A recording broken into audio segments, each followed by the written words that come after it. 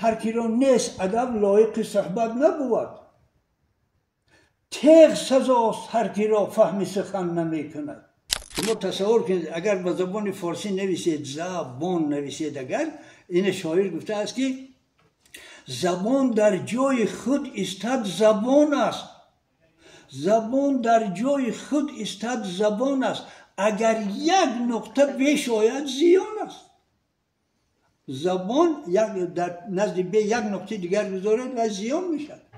این چی معنی دارد؟ این معنی آن را دارد که زبان را نهایت درجه احتیاط کرد، چون که سخنی از دهان برآمده مثل تیری از کمان جسته گفتن بزرگان ما. انا برای همین هم ملت ما در سخنوری نهایت درجه وای کرده است، اهمیت داده است. برای چی؟ برای آنکه زبان سطح تفکر ملت است. شما تصور کنید جلال الدین بلخی امروز ادیب رقم 1 در سرتاسر جهان است. امریکا مملکت عصر 22، ولی سال 2009 با کتاب مثنوی رو آورده که وی را کتاب سال کرد. اینک سال 2025 کتاب دیگری جای وی را گرفته نتوانست. پرسیده می شود که چرا اینقدر مثلا پیش از همه قناوات ترکیبی لغوی زبان و برهم زدن نزاع‌های مذهبی، که نزاع‌های مذهبی در عصرهای میانه ببینید چقدر سبب خونریزی ها شدند. بزرگوار جلال الدین بلخی میگوید که هر نبی و هر ولی را مسلک است، لیک تا حق میرود جمله یکیست. یعنی هدف همه دین ها یک چیز است، شناخت اصل. انا برای همین هم بزرگان ما توسط مثلا سخن، شما تصور کنید سخنوری در ما تا به درجه هست که بعضا شاعران ما تا 5 دیوان، مثلا امیر خسرو دهلوی 5 دیوان دارد. بزرگوار سعدی که افصح المتکلمین است، بزرگوار سعدی میگوید که من دیگر شعر نخواهم بنویسم که مگس زحمتم میدهد از بس که سخن شیرین است. شما تصور کنید که به درجه سعدی مثلا شیرین سخن است که خودش قائل می شود که در وقت ایجاد مرا مگس ها بسیار مثلا پریشان میکنن. یعنی همین مگس شیرینی زبان ما را، نابودن زبان ما را درک کرده. بله. شما تصور کنید که سعدی یکی از شخصیت های هست که هم در نظم هم در نثر کاشف است. تو گلستان سعدی کلدمنه ابوالمعالی نصرالله منشی، حمیدالدین ابوالمعالی نصرالله منشی در نثر فارس تاجیک کتاب رقم 1 بود. برابر تالیف گلستان این اثر جای خود را به گلستان داد. گلستان در عصر 13 سال 1158 ایجاد شد و من بعد جایش را به اثر دیگر نداد. با گلستان 22 کس پیروی کرد. اولین کسی که پیروی کرد مجدالدین خافی بود. مجدالدین خافی اثرش را روضة الخلد نام کرد، یعنی باغ بهشت. وقتی که با گلستان قیاس کرد اثرش را خورستان نام، حالا که خورستان 16 بود گلستان 8 بود. مثلا در سیرت پادشاهان، در اخلاق درویشان، در فضیلت قناعت، در فواید خاموشی، در عشق و جوانی، در ضعف و پیری، در تاثیر تربیت، در آداب صحبت. در آداب صحبت یعنی بزرگوار حافظ میگوید هر کی را نیست ادب لایق صحبت نبود.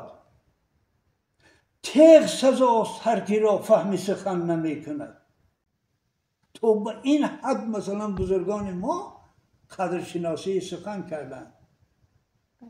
تو به این حد قدرشناسی سخن کردند و توسط ایجاد بده، توسط فاند و ترکیب لغوی بقابخشی به ملت کردند. ملت از بین نرفت، بسیار خلقهای دیگر عرب شد، مثلا وی شد، اما ملت ما وی نشد.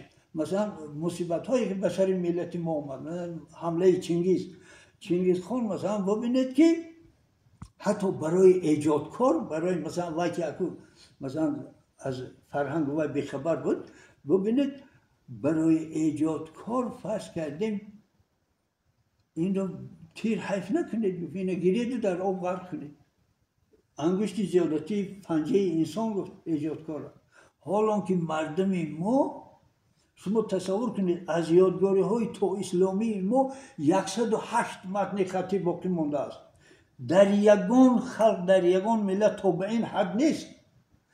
108 متن خطی از یادگاری های تو اسلامی است. چند دقیقه پیش از برنامه اطلاعاتی وقتی استاد در مورد ارزش سخن و از بزرگان ملت تاجیک یاد آوردند، از آنهایی که عمر خود را سپر سخن کردند و برای سخن را معرفی کردند بر نسل امروز جان فدایی ها نمودند و من گمان میکنم آنهایی که این لحظه برنامه ما را گوش دارند و اندیشه های استاد را شنیدند دیگر به خود آر میدانند که کسی برای آنها بگوید که سخن را درست اندیشه کن یا در ابراز اندیشه درست بیانی را استفاده کن، زیرا زبان ما اینقدر خزینه بای و معنوی دارد که اگر ما نمیدونم ذره که از آن را استفاده ببریم شاید که زبان ما واقعا ناب و شیرین و تاثیر بخش و برای همگان پسند می آید. من در نظر دارم زبان گفتگویی که بین انسان‌های عادی صورت میگیرد، اما در اصل زبان ما زبان است که الکی طور استاد گفتن اینجا موقع خود را پیدا کرده، قدرت خود را نشان داده و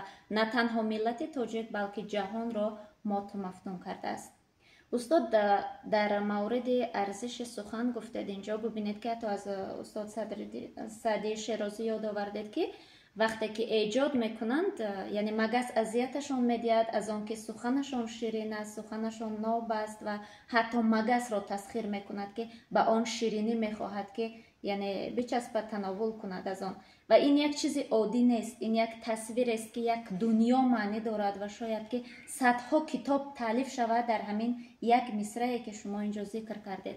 اکنون چی باید کرد استاد که نسل امروز همین شیرینی رو درک نماید، همین شیرینی رو احساس کند و به همین شیرینی به قول اگر دغل نشود مثل همون مگس هایی که استاد سعدی شیرازی رو اذیت میدادند زبان را امروز اذیت بدهند، یعنی همین گونه مفتون باشند، شفته باشند به زبان مادری خود. سلامت باشید.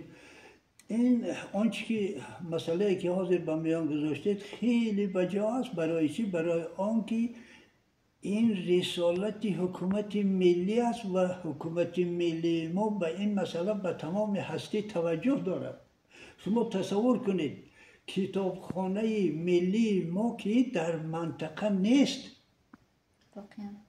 این گواه آن است که حکومت ملی واقعا برای ملت به تمام هستی غمخواری میکند و ارزش های ملی را حمایه میکند، ارزش های ملی را زنده میدارد، نگاه میدارد، غنی میسازد. همه این توسط زبان صورت میگیرد. برای چی؟ برای آنکه زبان پیش از همه تفکر ساز است، تفکر ملی میسازد.